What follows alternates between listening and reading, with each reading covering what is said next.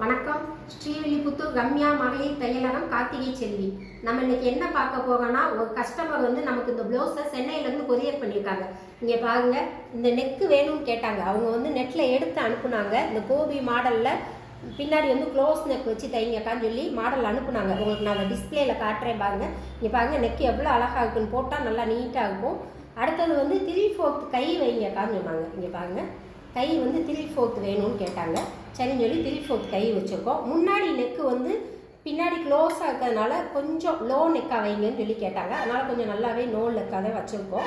அடுத்தது கிராஸ் பட்டி வச்சு பிரின்சஸ் கட்டிங் தைங்கன்னு நம்ம வீடியோ பார்த்தேன்னு சொன்னாங்க. அதே மாடல்லே தைங்கன்னு கேட்டாங்க.